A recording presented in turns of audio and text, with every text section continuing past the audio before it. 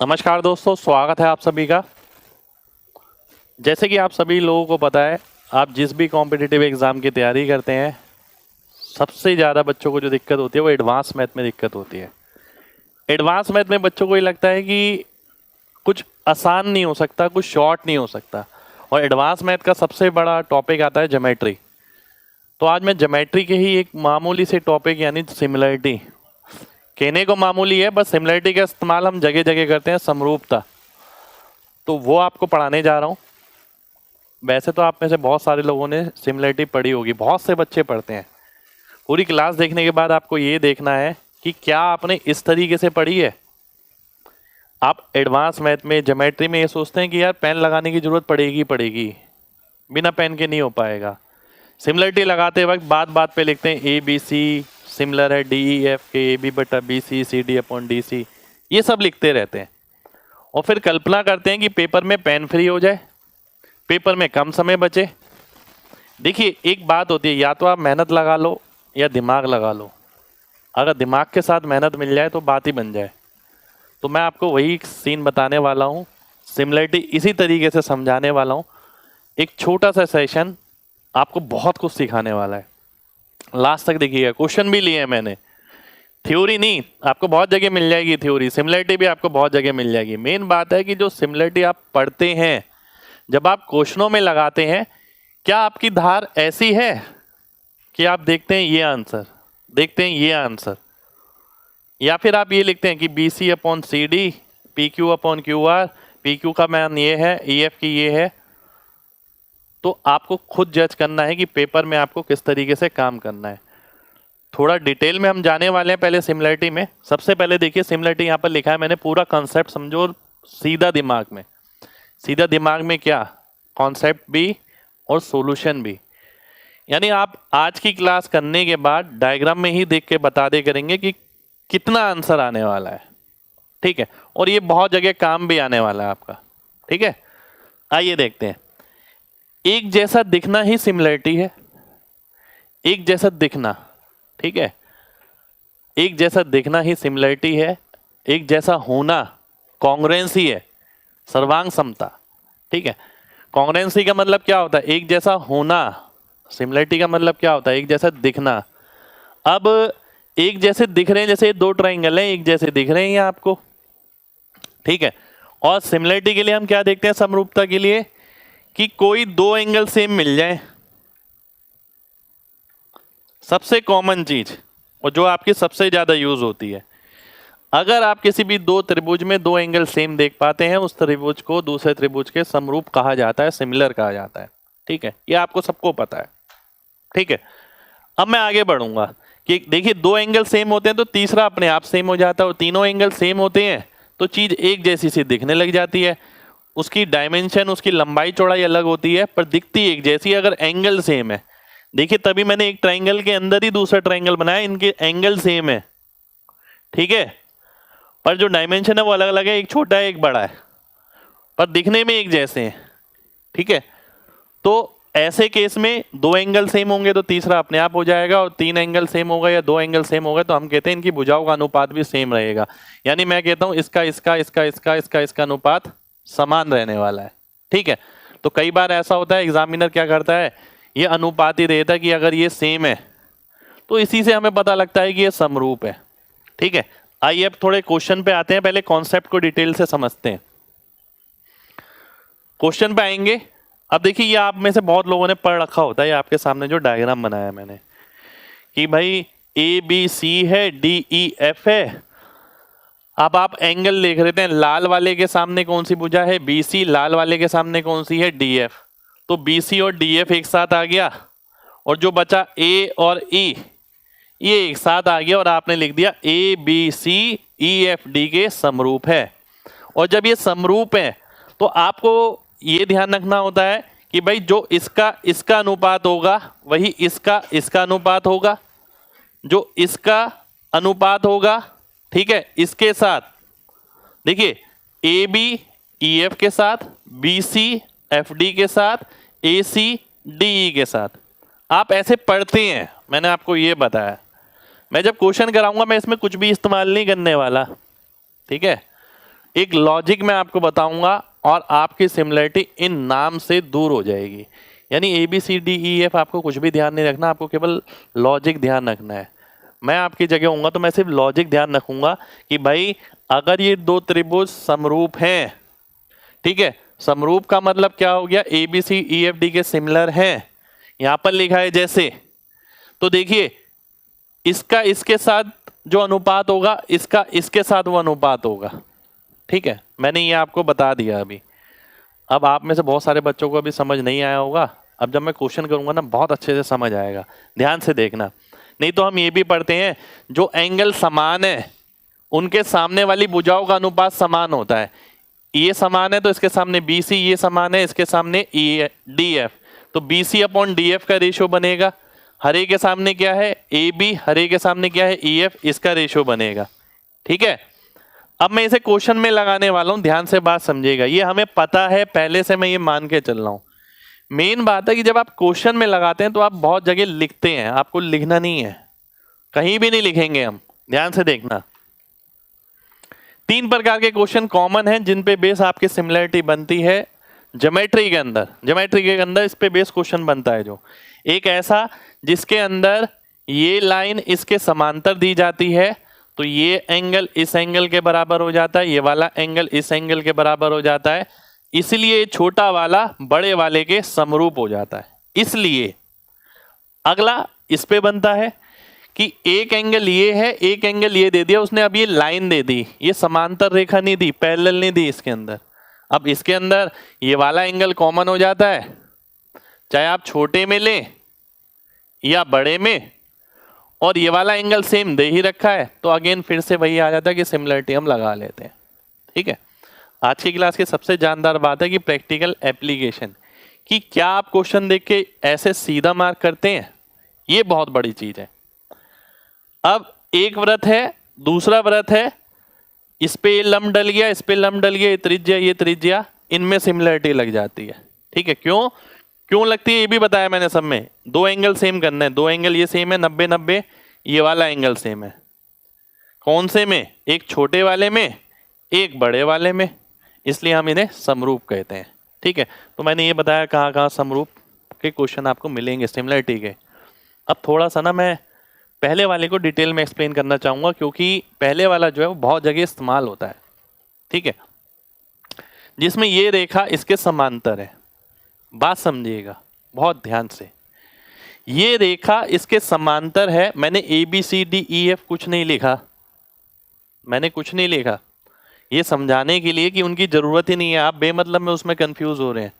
ध्यान से देखिए, अगर ये रेखा इसके समांतर है तो इसका अनुपात इसके अनुपात के बराबर होगा। ठीक है, यानी जो छोटे वाले ट्रायंगल का एक भुजा का बड़े वाले की भुजा के साथ है, वही अन्य भुजा में भी सेटिस्फाई करेगा। ठीक है, अगली चीज, अगर मान लेते हैं मैंने आपसे बोला कि ये 3 यूनिट, ये 5 यूनिट है, ये 9 यूनिट है, बात समझिएगा, यहीं से कला शुरू हो रही है, प्रैक्टिकल एप्लीकेशन शुरू हो रहा है। ठीक है, पीछे तो बेसिक सा था जो आपको ऑलरेडी पता था, ऐसा आपने पढ़ रखा है। अब जैसे मैं प्रैक्टिकल एप्लीकेशन पे आऊंगा ना, तब जाके आपको क्लैरिटी आएगी कि क्या बताना मैं चाह रहा हूं आज की क्लास में। 5 और 9, इसका अंतर कितना हो गया, इसका अंतर हो गया 4 यूनिट। अब एग्जामिनर क्या करता है, देखिए बात समझिएगा, इस 5-9 का मतलब क्या है, इस 5-9 का मतलब ये है कि भाई इनका अनुपात भी 5-9 होगा। अनुपात की बात कर रहा हूं मैं, इसका एक त्रिभुज की 3 भुजाएं, तीनों भुजाएं 5:9 में होंगी। अगर एक भुजा 5-9 में है तो अगली भी 5-9 में होगी, ये भी 5-9 में होगी। ठीक है, उसके बाद अगर ये 5 यूनिट है, ये 9 यूनिट है, तो हम बोलते हैं ये है 4 यूनिट। ठीक है, तो आपको हमेशा ध्यान रखना है कि भाई अगर ये दे रखी है 5 यूनिट, ये दे रखी है 9 यूनिट, तो 4 यूनिट इनका अंतर है, और 4 यूनिट कौन सी है, ये वाली भी आएगी और ये वाली भी आएगी। ठीक है, ऊपर वाली कितनी यूनिट आएगी, ऊपर वाली यही आएगी 5 यूनिट। सीधी सी बात है ना, 5-9 का मतलब क्या है कि पूरा 9 है तो ये 5 है, ये 4 है। अब यही चीज आपको आगे देखनी है। अब जब मैं क्वेश्चन करूंगा आपको ये चीज और क्लियर हो जाएगी, मैं कहूंगा आपको लिखना ही नहीं पड़ेगा। एक एग्जाम्पल लेते हैं, चलिए। एग्जाम्पल लेने से पहले मैंने कुछ स्टेप बताए हैं कि दिमाग में कैसे होगा। जब हम सिमिलरिटी लगाते हैं ना, तो 1 अनुपात यहां आता है, 1 अनुपात यहां आता है, तब जाके आंसर आ जाता है 100% केस में। देखिए, जब भी आप सिमिलरिटी लगाते हैं तो एक इस तरीके की इक्वेशन बनती है जिसमें 3 चीजें दी जाती हैं, चौथी चीज निकल जाती है। ऐसा ही होता है 100%, ठीक है, हमेशा ऐसा ही होता है। और जब आपको 1 अनुपात ये निकालना है, 1 अनुपात ये निकालना है, तो हम क्या करते हैं, डायग्राम में देखते हैं कि कौन से 2 एंगल ऐसे हैं जो हमारे काम के हैं 3 में से। सबसे पहली चीज 3 में से देखिए कौन से 2 एंगल आपके काम के हैं। एक एंगल बिल्कुल बेकार होगा, उसका कोई इस्तेमाल नहीं होगा, उस पर नजर भी नहीं माननी है आपको। जो काम के 2 एंगल है उस पर नजर माननी है। तो पहली लाइन यही लिखी है, 3 में से 2 काम के एंगल देखो जो काम आ सकते हैं, तीसरे को भूल जाओ उसी वक्त ही। डायग्राम से ये सोचो है ही नहीं डायग्राम में, वो उसकी तरफ देखना ही नहीं है, ठीक है। सबसे पहली चीज ये करनी है। फिर क्या करना है, अब मैंने 2 एंगल देख लिए, अब 2 त्रिभुज हैं, एक छोटा और एक बड़ा। अब किसी भी एक ट्राइंगल को ले लेता हूं मैं, या तो छोटे वाले को या बड़े वाले को। अब मैं जो छोटे वाला का ले लेता हूं तो मैं उसके अंदर देखता हूं वो जो 2 भुजाएं बची, वो जो कॉमन एंगल हमने 2 ढूंढे, एक तो मैं भूल गया, बचे 2 एंगल। उन 2 एंगल के सामने जो भुजाएं हैं उसमें क्या रिश्ता है, क्या वो एक की 10% है, दुगनी है, 50% है, 40% है, कितनी बड़ी है, कितने परसेंट बड़ी है, कितने परसेंट छोटी है। तो जो रिश्ता पहली में होगा वही रिश्ता दूसरे में होगा। अगर मान लेते हैं एक में 10 और 20 दे रखा है, तो इससे मेरे को पता लग गया कि ये जो छोटा सा त्रिभुज है इसमें एक भुजा दूसरी भुजा से दुगनी है, तो यानी दूसरे के अंदर भी ये अनुपात फॉलो करेगा। तो मैं लिखूंगा नहीं उस चीज को, ठीक है। आइए अभी क्वेश्चन में देखते हैं। पहला क्वेश्चन है आपके सामने, ये ध्यान से देखना। यहां पर उसने बोला ही है कि त्रिभुज सिमिलर है, ये लिखा आपके सामने, ठीक है। ये वैल्यू निकालना है मेरे को। अब कई बच्चे क्या करते हैं, पहले एंगल बनाएंगे या फिर इससे रेशियो बनाएंगे। कुछ भी नहीं करना आपको, कुछ भी नहीं। आप ये देखिए यहां दिया किस किस के बीच में रिश्ता है, ए बी दे रखी है, B C, A B B C, ठीक है। जो रिश्ता ए बी बी सी का होगा वो ई एफ एफ डी का होगा 100%। ए बी बी सी का दुगना है, ई एफ एफ डी का दुगना होगा, तो ये 4 है, 8 आ जाएगा। 8 हमारा आंसर हो जाएगा, ठीक है। 8 मेरा आंसर आ गया। मैंने कुछ नहीं लिखा, कुछ भी नहीं। ये भी क्वेश्चन में ही गिवन है, ये भी क्वेश्चन में ही गिवन है। मैंने पॉइंट तक नहीं लगाया, मैंने चीजों को समझा कि भाई जो रिश्ता इनकी भुजाओं में है वही रिश्ता इनकी भुजाओं में है, सीधी सी बात। मैंने आपसे कहा था ना, कोई भी एक ट्रायंगल देख के हम 2 एंगल ले लेते हैं। यहाँ एंगल की जरूरत ही नहीं पड़ी, क्योंकि यहाँ तो उसने सिमिलरिटी खुद ही लगा के दे दी कि भाई ये सिमिलर है। क्वेश्चनों में हमें ढूंढनी पड़ती है। पहला क्वेश्चन मैंने आसान लिया है, तो मैंने आपसे बोला कि भाई इसके अंदर रिश्ता देखो, इसके अंदर रिश्ता किस किस के बीच में है, ए बी और बी सी के बीच में, क्योंकि ये 2 भुजाएं गिवन है। तो ए सी को मैं भूल ही गया। मैंने देखा बी सी का दुगना है, तो यानी इस वाली का दुगना ये है, तो इस वाली का दुगना ये होगा। तो मैंने देखा एफ डी कितनी है मेरे पास, 4, तो ई एफ कितनी आ गई, 8 आ गई, ठीक है। सबसे बेसिक क्वेश्चन मैंने आपके सामने लिया सिमिलरिटी पे। अच्छे अच्छे क्वेश्चन भी लेने वाले हैं अभी आगे, ठीक है। काम कर रहे हैं केवल सिमिलरिटी पे। ये देखिए अगला क्वेश्चन, ये अगला क्वेश्चन आपके सामने। ए डी ए बी का अनुपात 12, 3:5 है, ई सी 12 है। आपको ए ही बताना है। ध्यान से देखिएगा, बहुत ध्यान से। अगर वो बोलता है, देखिए मैं आपको समझाने के लिए लिख रहा हूं, लिखने की जरूरत नहीं है। 3-5 का मतलब क्या है, ये अगर 3 यूनिट है तो ये 2 यूनिट हो गया, तभी तो ये 5 यूनिट आया है ना। और ईसी का वैल्यू दे रखा, यानी 2 यूनिट की वैल्यू दे रखी है कितनी, 12, 6 गुना। आपसे क्या पूछा है, ए, तो ए भी क्या आ जाएगा, 3 का 6 गुना 18, तो 18 मेरा आंसर हो जाएगा, ठीक है। 18 मेरा आंसर आ गया। मेरे को इसके लिए ना लिखने की जरूरत पड़ेगी नहीं, मैं चाहता हूं आप भी ना लिखें, आप केवल ये समझें। मैंने आपको ये बताया था ना, जब रेखा समांतर है जो अनुपात यहाँ होता है वही अनुपात यहाँ होता है। अब तो ये यूनिटरी मेथड बन गया कि 2 का वैल्यू 12 है तो 3 का वैल्यू क्या होगा, 3 का वैल्यू 18 आ जाएगा। ठीक है, जो हम जगह जगह करते हैं। तो कुछ भी लिखने की इसके अंदर जरूरत नहीं है। एक और बेसिक क्वेश्चन, अगले क्वेश्चन पर आते हैं। अगला क्वेश्चन है ये आपके सामने। अब इसमें थोड़ा सा घुमाव है। मैंने आपको बोला था 3 तरीके के क्वेश्चन डिस्कस हम आज करने वाले हैं और उसी पे मैक्सिमम आपको सिमिलरिटी मिलेगी। ठीक है, बीडी निकालना है, ये वाला ये निकालना है। अब आता है काम की चीज। बहुत यार, वहां तो देखना बहुत आसान था, यहां देखने में थोड़ी सी दिक्कत हो रही है। मैं आपसे बोलता हूं कि भाई सिमिलरिटी देखो। सबसे पहले ये एक्स बहुत बढ़िया, ये एंगल कॉमन बहुत बढ़िया। ठीक है, तो यानी सिमिलर तो मुझे पता लग गया कि समरूप होगा, ये मुझे पता लग गया। ठीक है, अब मैंने जो बताया था स्टेप वन क्या बताया था? सबसे पहले देखिए समरूप है, अगर है तो 3 में से 2 एंगल काम के होंगे, एक एंगल काम का नहीं होगा। जो काम का एंगल नहीं है मैं उस पर क्रॉस लगाने वाला हूं। आप खुद देखिए कौन सा एंगल काम का नहीं है। वही एंगल काम का नहीं है जो लाल कलर से मैंने बनाया, क्योंकि उसके सामने वाली भुजाएं मेरे को पता नहीं है, ना बीसी पता ना डी पता, तो ये काम का नहीं है, मैंने इसे काट दिया। यानी अब मेरी नजर भी नहीं जाएगी इस एंगल पे, मेरी नजर में अब इस त्रिभुज में 2 एंगल हैं बस।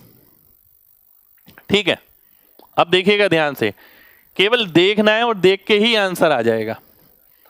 अब मैंने क्या बोला था आपसे? पहला स्टेप ये कि 2 एंगल आइडेंटिफाई करो। दूसरा स्टेप मैंने बोला था छोटा ट्रायंगल या बड़ा ट्रायंगल कोई भी एक पकड़ लो, उनमें देखो भुजाओं में क्या रिश्ता है। मैं इसको पकड़ लेता हूं, भुजाओं में क्या रिश्ता है? इसके सामने 6 है तो इसके सामने 9, यानी 1.5 गुना। x के सामने जो है वो 1.5 गुना है। x का है ये, इसके सामने क्या होगा? 1.5 गुना होगा। किसका? इस वाली भुजा का, है ना? क्योंकि ये तो हम भूल चुके हैं, ये भूल चुके हैं, यानी ये वाली साइड भूल चुके हैं। तो 13 का 1.5 गुना कितना होता है? 13 का 1.5 गुना होता है आपका 19.5। तो मैं बोलूंगा ये पूरा कितना आ जाएगा? 19.5 आ जाएगा। ठीक है, आपसे क्या पूछा है? बीडी, तो बीडी कितना आ गया? 19.5 में से 6 गया 13.5। ये मेरा आंसर हो गया। ठीक है, मेरे को A B B C C D कुछ भी लिखने की जरूरत नहीं है अगर मेरा कॉन्सेप्ट क्लियर है। इन चीजों में उलझ कर हम लगातार अपना समय बर्बाद कर रहे हैं। ठीक है, लिखने की जरूरत ही नहीं है, सीधा देखना है। अब कई बच्चे बोलते हैं कि सर ये आपने तो 1.5 गुना देख लिया, अगर मैं नहीं देख पाता तो? कई बच्चे ये बोलते हैं। मैं बोलता हूं अगर आप 1.5 गुना नहीं देख पाते, आप अनुपात तो देख सकते हैं। कितना है? 2 3, है ना? 2 3 है ना? 6 9 में क्या अनुपात होता है? 2 3। और अगर मैं आपसे बोलता हूं कि 2 की वैल्यू 13 है तो 3 की वैल्यू कितनी आएगी? 39/2, यानी 19.5। 19.5 आ गई है। अगर कई बार ऐसा भी तो हो सकता है कि मुझे 2 गुना नहीं नजर आ रहा, 1.5 गुना नहीं नजर आ रहा, मैक्सिमम जगह आ जाएगा। ठीक है, अब आपका नजरिया इस हिसाब से ही काम करेगा कि मेरे को देखना है कितना इंक्रीमेंट हो रहा है, 10% 20%, मैं ये भी दिखाऊंगा। ठीक है, तो ये 19.5 फिर से आ गया, यानी जो अनुपात इसका है वही अनुपात इनमें रहेगा। यानी ये वाली जो कॉमन थी, इसके सामने क्या था? 2, तो इसके सामने 3, तो इसके सामने 2, यानी 2 की जगह 13, यानी 1 की जगह 6.5 और 3 की जगह 19.5, पूरा 19.5 आ गया, ये 13.5 आ गया। डीई बीसी के समांतर नहीं था यहाँ। अगला क्वेश्चन है ये आपके सामने, उसी तरीके का। ये मैक्सिमम क्वेश्चन सभी एग्जाम के हैं। ठीक है, मैंने बस इनकी लैंग्वेज नहीं लिखी है, केवल डायग्राम और जो पूछा है वो लिखा है। ध्यान से देखना, ये 57 डिग्री है, तो देखिए एग्जामिनर कई बार क्या करता है, ये 57 है तो ये 57 आएगा, ये 123 ये दिया हुआ है उसने। कई बार वो 2 एंगल ये सेम देता नहीं है, वो इस तरीके से दे देता है। अब फिर से वही काम करने वाले हैं हम, ध्यान से देखिएगा। अब आपसे मैंने बोला कौन सा एंगल काम का नहीं है, सीधा नजर आना चाहिए आपको ये वाला एंगल। ये काम का नहीं है, क्योंकि इसके सामने वाली भुजाएं हमारे को नहीं पता, तो इससे हमें कोई मतलब नहीं है। बाकी बचे हुए दो देख लेते हैं। देखिए कितनी प्यार से क्वेश्चन होगा आपके सामने।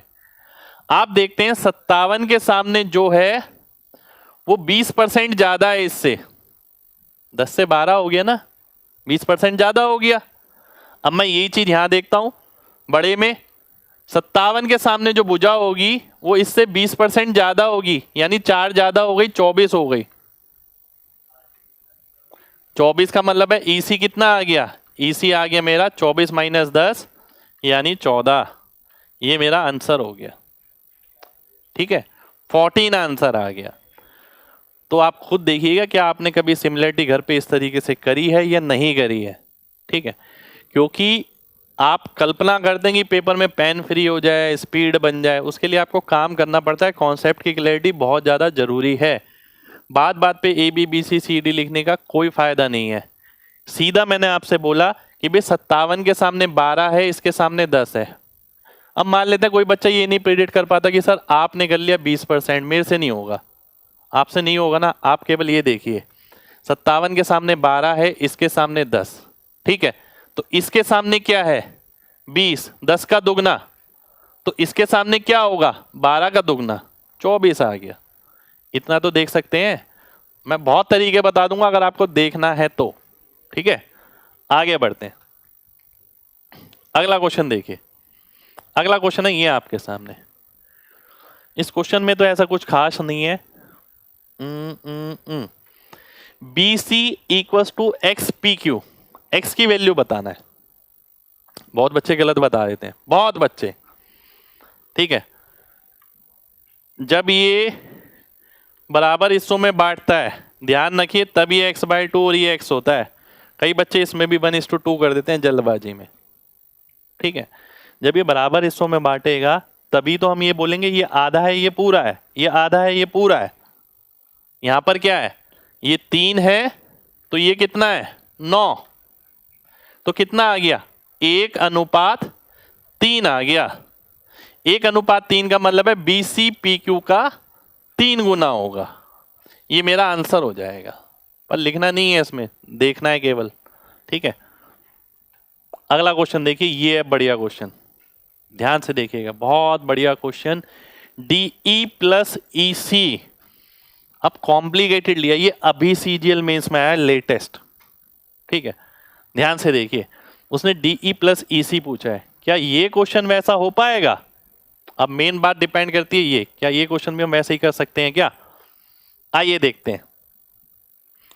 5 और 14, ध्यान से देखिए, अगर मैं देखूं सिमिलर तो मिलेंगे, ठीक है। इसके अंदर एक चीज और दे रखी थी, DE पैरेलल टू BC, ये दे रखी है आपको, ठीक है, तो सिमिलर तो है।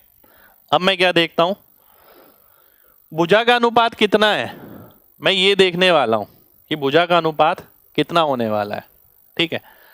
अगर ये 5 है तो ये कितना है 14, अगर ये 5 है तो ये 14 है, ठीक है।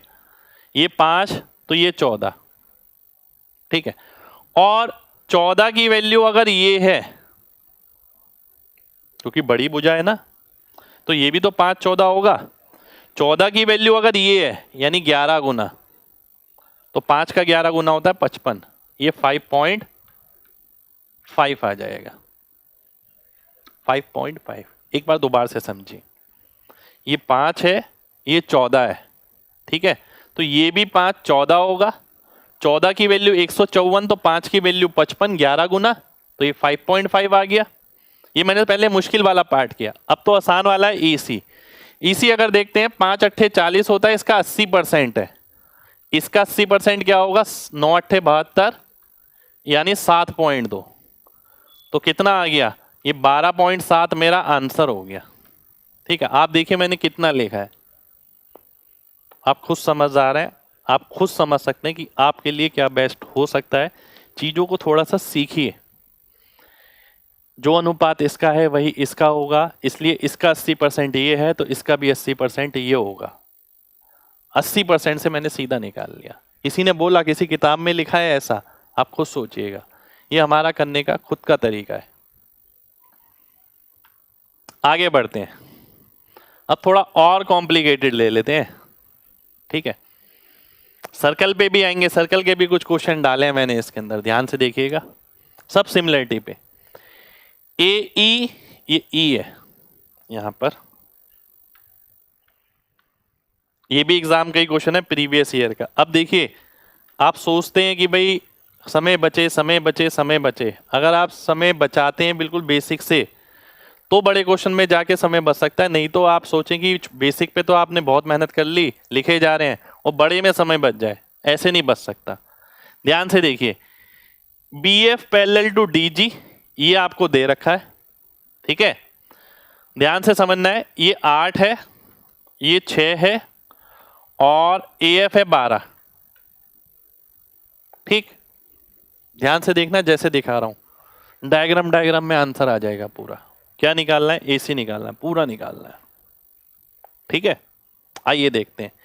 AEED का अनुपात है 3:4, ये 3 ये 4।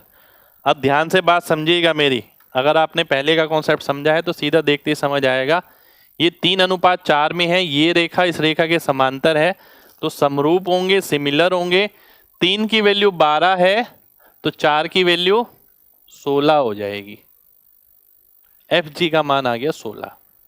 ठीक है, अब मैं आगे बढ़ता हूं, अब मुझे GC निकालना है। अब मैंने आपसे बोला, अब आप ये वाला त्रिभुज देखिए जो मैंने हरे कलर से मार्क कर दिया,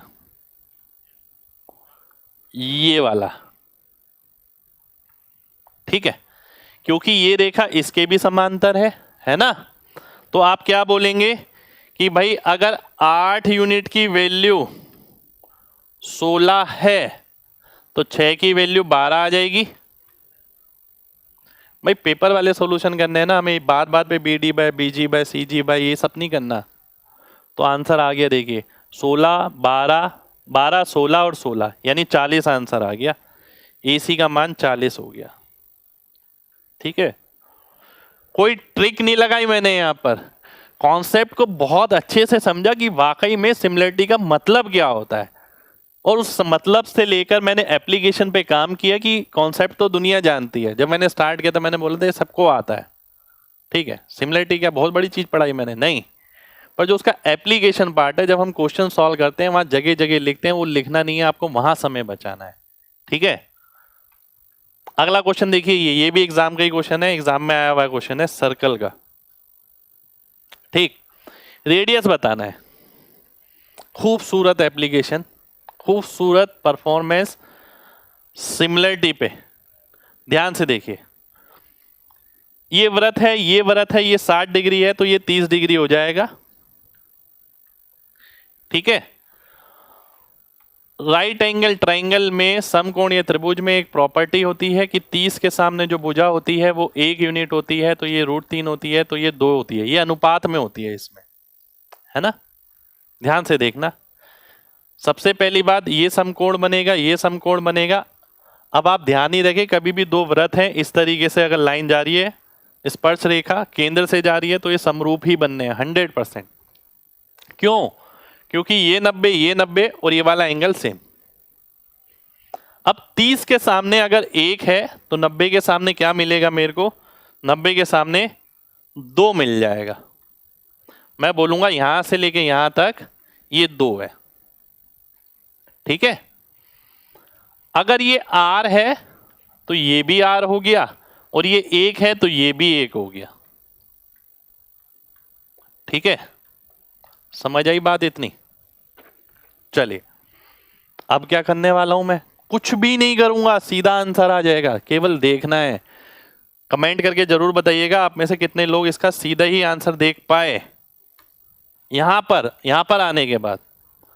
यार क्या बताया था, सिमिलरिटी जब भी देखो, एक छोटे त्रिभुज को पकड़ लो या बड़े को पकड़ लो, उसमें रिश्ता देखो क्या है। उसमें रिश्ता है कि इसका दुगना ये है तो इसका भी दुगना यहां होगा। दुगने का मतलब है 2R होगा। R तो यहां पर ऑलरेडी है, बचा R ये, तो R का मान 3 आ गया, ये मेरा आंसर हो गया। बात हो गई खत्म। ठीक है, दोबारा से देखिए एक बार, जब सिमिलरिटी शुरू करी थी मैंने आपसे क्या बोला था एक एंगल किसी काम का नहीं है, बाकी दो एंगल काम के। ये वाला एंगल काम का है नहीं है, क्योंकि इसके सामने की भुजा हमें पता भी नहीं है, ना इससे हमें मतलब। तो हमने ये देखा इन दोनों में रिश्ता क्या है, दुगने का, कि ये एक है तो ये दो, तो भाई ये r है तो ये 2r होगा, और 2r में से r यहां पर ऑलरेडी लिखा है, तो यानी ये पूरा r के बराबर होगा, तभी तो ये 2r के बराबर बनेगा। तो r की वैल्यू मेरी 3 आ जाएगी, 3 मेरा आंसर हो जाएगा। ठीक है, अगला क्वेश्चन देखते हैं। अगला क्वेश्चन है ये आपके सामने, ध्यान से देखिए। ये भी एग्जाम का क्वेश्चन है, मेंस में आया हुआ क्वेश्चन है। केवल और केवल डायग्राम में ही सब कुछ हो जाएगा, ध्यान से देखने वाली बात है। R दे रखा है 20, ये 20 तो ये भी 20, AC दे रखा है 36। अब बात आएगी कि आपने कितना समझा था या केवल क्लास ही देखी थी। ठीक है, अब वो बात क्लियर हो जाएगी। कैसे, ध्यान से देखिएगा।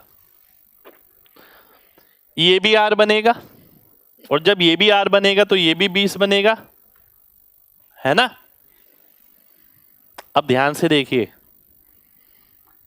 ये बड़े वाला त्रिभुज और ये O से बनने वाला त्रिभुज सिमिलर बनेंगे। सिमिलर तो ये सारे ही बनने वाले हैं, क्योंकि यहां भी 90, यहां भी 90, यहां भी 90, सभी पैरेलल हैं, और सब में ये वाला जो एंगल है ये कॉमन है। सिमिलर तो सारे ही बनने वाले हैं, पर मैं छोटे वाले को अभी भूलने वाला हूं। मैं बोलता हूं छोटे वाले को भूल जाओ, बाकी दो को देखो। ठीक है, मैंने आपसे पूछा इन दोनों का अनुपात कितना है। 4 से काटूंगा 9 और 5, 4 से काटूंगा 9 और 5 आ जाएगा। ठीक है, 9 और 5 आ जाएगा। अब मैं आपसे बोलता हूं, देखिए दिमाग में रखना, काट कर तो मैंने आपको दिखाया जिसे आपको समझने में आसानी हो। 9 और 5 का मतलब क्या है, अंतर कितना हो गया, 4 यूनिट का, और जो अंतर होता है वो नीचे गिवन होता है, मैंने बताया था ना यहां। तो 4 की वैल्यू अगर 20 है यानी 5 गुना, तो 5 की वैल्यू क्या आ जाएगी, 25। 25 का मतलब है ये 20 दे रखा है तो ये 5 आ जाएगा। ठीक है, ये 20 दे रखा है तो ये 5 आ जाएगा। ठीक, अब हम आगे बढ़ेंगे। अब देखिए हमें तो डी ही निकालना था। अब दोबारा से मैं सिमिलरिटी लगाने वाला हूं। कैसे भाई, इसका और इसका अनुपात कितना है, 5:25। ठीक है, या फिर मैं ये भी देख सकता हूं, ध्यान से देखिए। मैंने आपसे क्या बोला था, अब मैंने ये काट दिया, हटा दिया बी 5 वाला। अब मैंने आपसे बोला था कि जब भी आप सिमिलरिटी देखें किसी एक ट्रायंगल में, दो साइड पकड़ लेना, उनमें रिश्ता क्या है वही अगले में लगा देना, बोला था ना मैंने। तो अब मैं बड़े में पकड़ लेता हूं कि अगर ये 20 है तो ये 25 है, यानी 4-5 का अनुपात है, 20-25, 20-25, 4-5। तो अगर ये 5 है तो ये 4 आ जाएगा, ये सीधा रिश्ता हो जाएगा, डी का मान 4 हो गया। ये मेरा आंसर हो जाएगा। ठीक है, एक बार दोबारा से देखना, दोबारा से देखिए। सबसे पहले इसके और इसके बीच में हमने रिश्ता देखा 5:9, यानी 4 का अंतर, 4 की वैल्यू 20 तो 5 की 25, तो ऊपर वाली पूरी 25 आएगी, तो ये 20 है तो ये 5 आ गया। फिर मैंने जो आपको बात बताई थी कि किसी एक त्रिभुज को पकड़ लो और उसमें रिश्ता देखो, अगर ये 5 है, ये 25 है, ठीक है, ये 20 है, अब ये इसके समरूप है, सिमिलर है, तो 20-25 का अनुपात है, यानी ये 20 है तो ये 25 है, यानी अगर ये 4 होगा तो ये 5 होगा, और मेरे को यहां पर ये नजर आ रहा है ये 5, तो इसका मतलब है ये 4 आने वाला है। 4 मेरा आंसर हो गया। आप देखिए सोल्यूशन में मैंने कितना पार्ट लिखा है, आप खुद सोचिएगा क्या आप करते तो ऐसे करते। अगला क्वेश्चन है ये आपके सामने, बहुत बढ़िया क्वेश्चन, ये सारे क्वेश्चन मेंस के हैं। ठीक है, ये भी बहुत अच्छा क्वेश्चन है, काफी बार आता है इस पे बेस क्वेश्चन, और सीधा देखते ही आंसर है। बच्चे देखते ही पहले पता क्या करते हैं, स्क्रीन देखते हैं, स्क्रीन के बाद फिर शीट पे डायग्राम बनाते हैं, फिर एक एक चीज लिखते हैं, फिर सॉल्व करते हैं। यार बहुत गलत लगता है मेरे को, जरूरत ही नहीं है उतनी। ध्यान से देखिए, इसकी त्रिज्या 5 है, इसकी 3, तो ये 5 और ये 3 होगा, होगा ना। अब सिमिलरिटी आपने लगाई थी, समरूपता आपने लगाई थी, 5 और 3 का अंतर क्या होता है, 2 यूनिट, और 2 का मान कितना है 8, यानी 4 गुना, तो 3 का 4 गुना क्या हो जाएगा 12 हो जाएगा। 12 आपका आंसर हो गया। ठीक है, बताइएगा जरूर कि अगर आपने कभी भी ऐसे क्वेश्चन किया हो तो। ठीक है, मुझे अच्छा लगेगा क्योंकि मैं चाहता हूं चीजें बदलें। आप बार बार स्क्रीन पे देख के फिर नोटबुक में पहले तो डायग्राम बनाएंगे, बिना डायग्राम के नहीं करेंगे तो पहले समय लगेगा डायग्राम बनाने में। ठीक है, उसके बाद पूरा डायग्राम बनाने के बाद फिर आप सॉल्यूशन शुरू करेंगे। और अगर आप ऐसे नहीं करते हैं तो आप वो सब लिखेंगे कि ओ बी अपॉन ये अपॉन ये फिर आंसर करेंगे। ठीक है, और करना क्या है, करना केवल ये है कि स्क्रीन पे देखो सामने नजर आ रहा है 5 और 3, अंतर है 2 यूनिट का, और 2 यूनिट की वैल्यू हो जाएगी 8, 4 गुना, तो 3 की यूनिट हो गई कितनी 12, 12 आंसर हो गया। करना ये है। ठीक है, ये स्क्रीन पे हो जाएगा सामने देखते देखते, पर कॉन्सेप्ट पहले ऐसा होना चाहिए आपके पास। अगला क्वेश्चन है ये आपके सामने, ये भी एक सीजीएल मेंस का क्वेश्चन है, ध्यान से देखिएगा। यहां रेडियस का अनुपात दे रखा है आपको। ठीक है, रेडियस का अनुपात दे रखा है और डीई आपको निकालना है। ध्यान से देखिएगा, रेडियस का जो अनुपात है 3-5 है, तो इन भुजाओं का अनुपात भी 3-5 होगा, और 5 की वैल्यू दे रखी है आपको 40।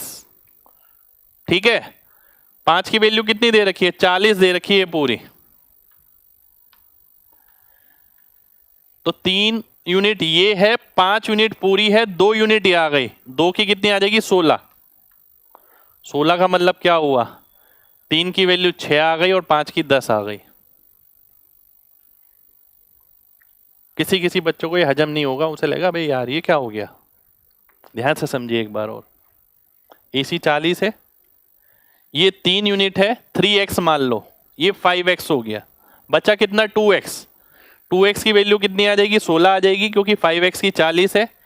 अगर ये 16 आ गई, ये रेडियस का सम ही तो है, रेडियस का योग है। रेडियस का योग कितना है 8, 8 की 16 तो 3 की 6, 5 की 10, मैंने ये किया है। आपको निकालना क्या है डीई। डीई का फॉर्मूला होता है कि कभी भी 2 सर्कल इस तरीके से अगर टच कर रहे हैं, ये वाली लेंथ आपको निकालनी है, तो ये होता है आपका 2√R1R2। ठीक है, 2√R1R2, तो 2 × 6 × 10, 2√60 मेरा आंसर हो जाएगा।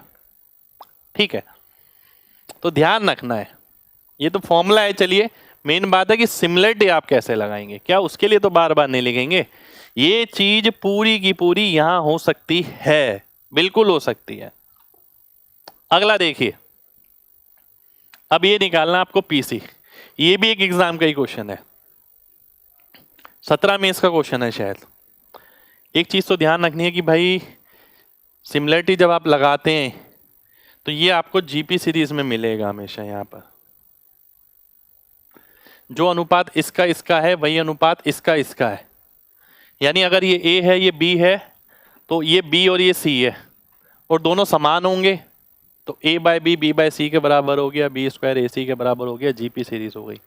ये ध्यान रखनी है, ऐसे कभी भी सर्कल बने हो। मैं फिलहाल यहाँ पर इस पे काम नहीं कर रहा, ये तो आपको 3 सर्कल देख के मेरे को याद आ गई इस चीज की तो बता दिया। मैं फिलहाल काम कर रहा हूँ किस पे, सिमिलरिटी पे। ध्यान से देखिएगा, बहुत ध्यान से देखना है। आपको निकालना है पीसी। ठीक है, आपको निकालना है पीसी, ध्यान से देखना। ये कितना आता है 2√24,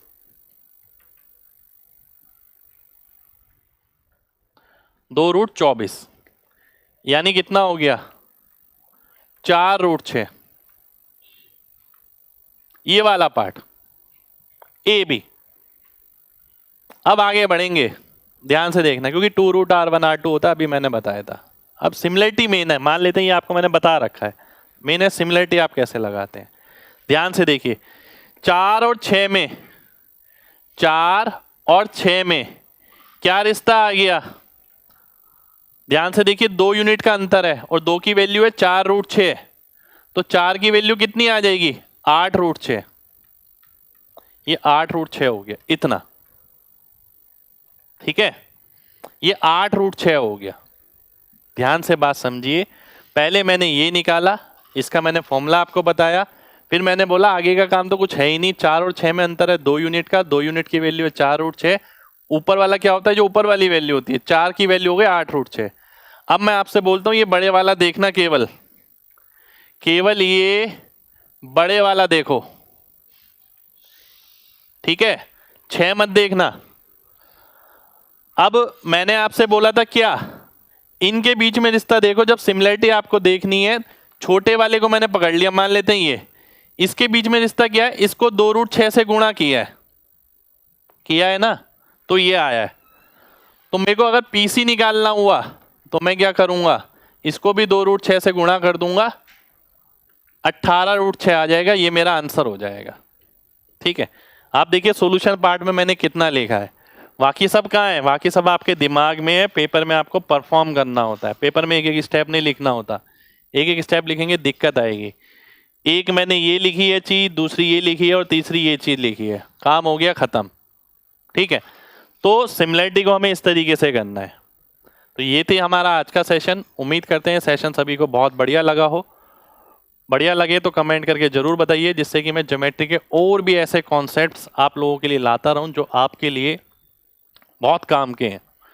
सिमिलरिटी आज की क्लास करने के बाद घर से बुक उठाइएगा और यही लॉजिक ध्यान रखिएगा जो आपको बताया, स्टेप 1 और स्टेप 2।